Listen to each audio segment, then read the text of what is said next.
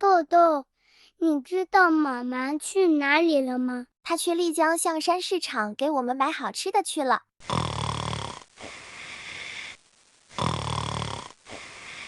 大家好，我是怡芳，我现在在丽江的象山市场。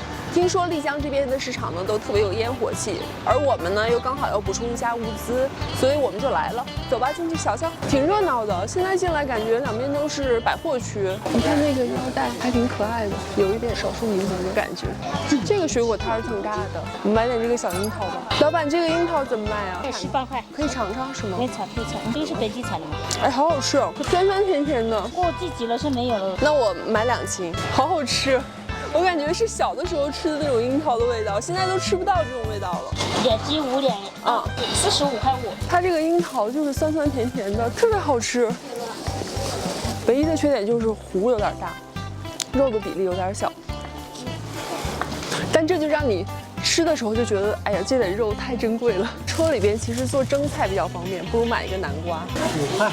哦，好的，谢谢您啊。有包浆豆腐卖吗？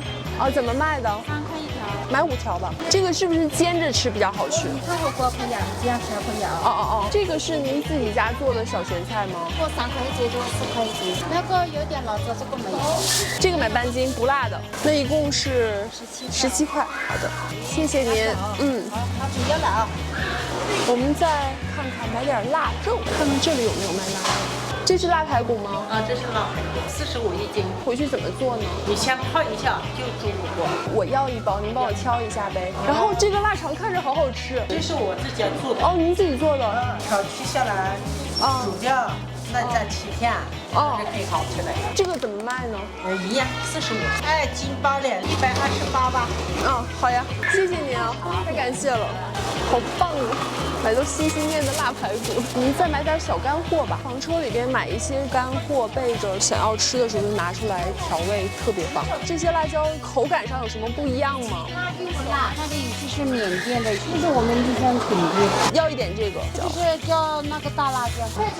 可以7块钱可以。恭喜收款。好了，付好了，谢谢。买了不少，先放包里一些。老板，这些怎么卖呀？肉的专属有，素的12。来一点猪心，耳朵来一点，梗啾啾的，超好吃。猪舌应该也超好吃，来点猪舌。这个是鸭肠吗？对，也来一点吧。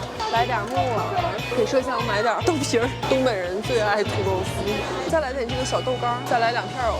好了，就这样，15块钱，一共15块钱。好的，才15块钱，天哪！挺实惠的。对啊，超级实惠，我觉得。好，谢谢您啊，拜拜。我觉得我们差不多了，该往回走了。黄瓜怎么卖呀？胡萝卜呢？胡萝卜5块，各买3个，5块钱。好，谢谢您啊，差不多了，咱们往回走吧。老板，我想问一下，这个是什么呀？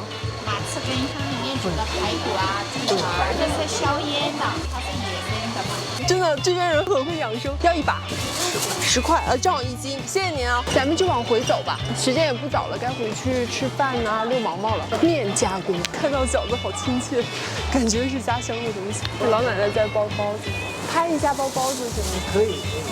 人觉得包的好好看呢。鲜肉包1块5一个，香菇包1块5，要1个香菇1个鲜肉。这个饺子怎么卖啊？猪肉韭菜8毛1个，买10个。我们都是批发的。多少钱？11块钱。是不是上次100买了？好的好的，知道这家了。